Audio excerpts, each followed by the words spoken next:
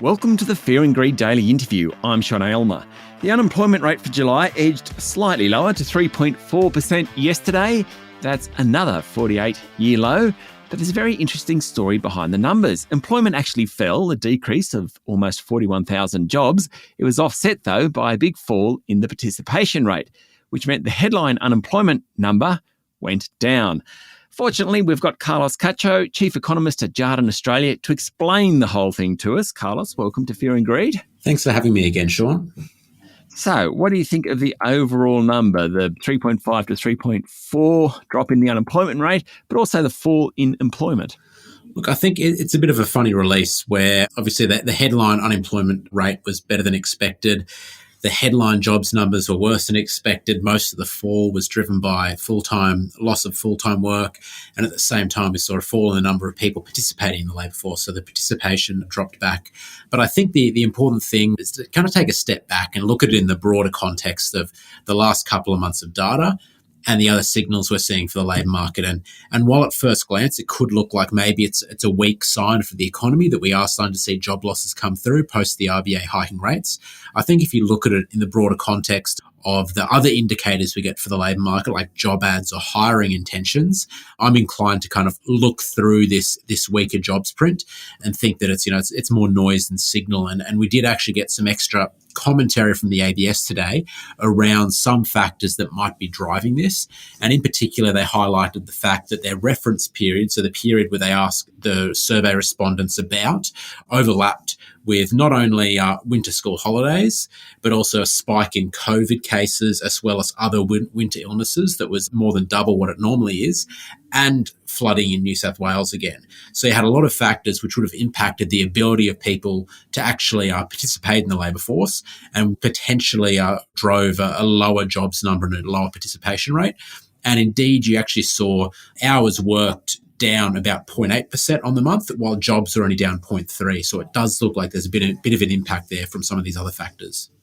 I remember when I was learning economics at university, and then when I started at the Reserve Bank, the thing that just stuck with me was, the trend is your friend. So like one set of numbers doesn't tell you that much. You really need to look at the bigger picture. Yeah, exactly. And I think if we look at the bigger picture here and we look at, I like to put together, I've got an index of leading indicators that I follow closely, and that's things like the business employment intentions from the NAB survey, the various job vacancies and job ad stats from ANZ, from the government, from the ABS, some of the PMI employment indicators as well. And if I look at all that here holistically, it's still pointing towards a very strong labour market. And then you add to that the anecdotes we're hearing from businesses through reporting season, and there's no sign of any of these labour shortages easing anytime soon. Businesses are still crying out for workers and still saying it's really hard for them to find them and to hire them, and highlighting the risks of higher wages to earnings going forward.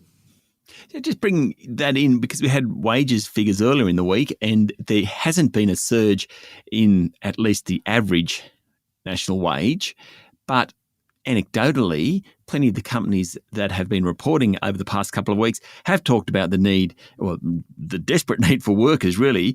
But, when you can't find workers, you have to pay them more, it seems. But it just doesn't seem to be coming through in the official numbers yet. Yeah, again, it's another funny case where the headline can be a little bit deceiving from what's going on below the surface. And there were three things that jumped out at me in the wages release that signalled that actually the underlying pressure on wages in the labour market is really starting to build.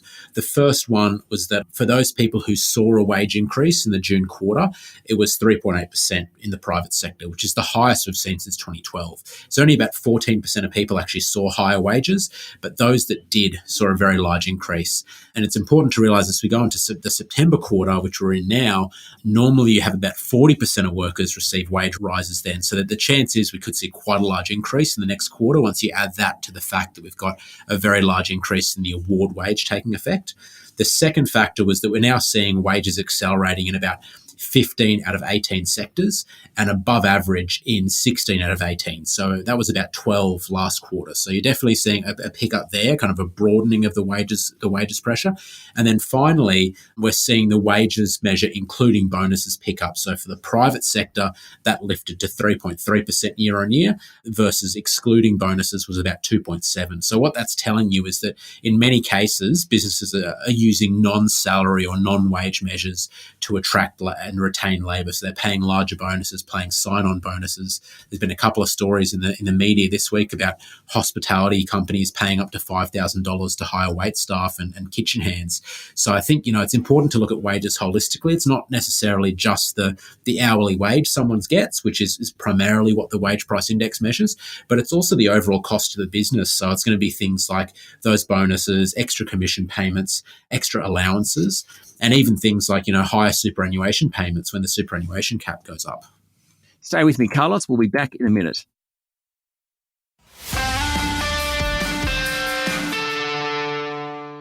I'm speaking to Carlos Cacho, Chief Economist at Jarden, Australia. What do you think the Reserve Bank will be making of all of this? The wages stuff that you're talking about, the unemployment rate, the employment growth. What do you think it's thinking? And it meets again in, a little over 2 weeks. The Reserve Bank board meet again. Will it be thinking about further rate hikes? Look, I think there will be. I think that there's nothing in the recent data that suggests the economy is really starting to slow materially yet. While the headline wages print was a little bit softer than expected, as I discussed, that details were stronger. I think that'll give them more confidence in what they're hearing through their business liaison, where they're hearing that 60% of firms are expecting to increase wages by more than 3% this year.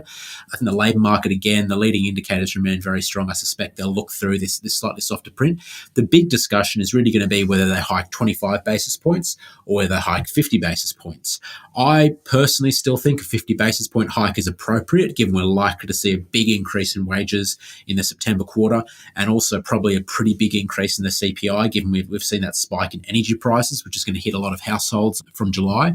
But the RBA has been clear recently in kind of softening their tone and highlighting the fact that they see quite a narrow path for policy ahead. And as we all know, if you're walking along a narrow path, you probably want to take slightly smaller steps to make sure you don't go over the edge. And so I think that they may be weighing on their mind that narrow path there, and they may decide that in the end they'd rather hike a couple more times but have smaller hikes rather than keep up the larger steps they've been doing recently.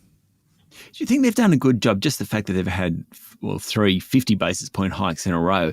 They've kind of scared the economy somewhat already. I mean, it's interesting you say that. I think you're definitely seeing that in the consumer surveys, and consumer confidence is around its lowest we've seen, in the last couple of decades. It's that GFC or kind of initial COVID lockdown levels. But business surveys are still very strong. We actually saw a bounce in business confidence and business conditions in the NAB survey most recently. Confidence is modestly above average. And so, it does seem like households are concerned. There's certainly the Westpac survey certainly suggested that mortgage holders in particular are concerned, and their confidence has fallen quite a bit given the impact of rising rates on their household budgets. But I think if you look more broadly, and particularly at the business sector, it doesn't really seem like people are too scared about rising rates. And I think more importantly, it's important to remember that the starting point of the economy is pretty strong. We've got an unemployment and underutilization rates at around 50-year lows. We've got very strong demand at the moment. And that's part of the problem, is that the economy is just running a bit too hot. And so really the reason the RBA is hiking is because they're trying to get rid of some of that excess demand, which is driving this high inflation that we're experiencing. Okay. Before I let you go, because we talked about this last time you were on, house prices, and every time I talk to an economist like you, Carlos, I like to mention house prices. There's more speculation. During the week, ANZ was talking about an 18% drop before climbing again in 2024. I know your forecast, you were about, was it 15 to 20% peak to trough, I think? Yeah, that's been a view for a little while, and that's still our view. I think as things are shaping up, we're probably seeing the falls come through faster than we expected. So the data we're seeing so far in Sydney and Melbourne in particular has suggested price falls have really accelerated in the last couple of months. So I think we're more likely to see that 15 to 20% drop come through quicker, but then potentially a bit of a plateauing or maybe even a modest recovery kind of mid to halfway through next year, particularly if the RBA decides to hold rates for a period, or maybe even cut rates from the second half of next year. It's kind of relevant because the spring selling season is about to start, and presumably this will be fairly critical in exactly where we do land over the next couple of years, whether prices keep falling over the next 2 or 3 months or not. Yeah, look, it is obviously a pretty crucial time for the market. We usually see a lot of listings, a lot of sales over the spring months. And what we're seeing at the moment is, that I think house prices are going to continue to moderate. Importantly, the RBA is expected to continue hiking through the second half of this year. For us, that's the biggest driver in our view of house prices. It's really how much you can borrow. So if we do see the RBA hike to around 3% by the end of the year, as we expect, that's going to reduce people's borrowing power by another 12% or so over the rest of the year. So there's probably still a material fall in the housing market to come in our view. Carlos, thank you for talking to Fear and Greed. It's always a pleasure, Sean. Thanks for having me. That was Carlos Cacho, Chief Economist at Jarden, Australia. This is the Fear and Greed Daily Interview. Remember, you should get professional advice before making any investment decisions. Join us every morning for the full episode of Fear and Greed, Australia's most popular business podcast. I'm Sean Aylmer. Enjoy your day.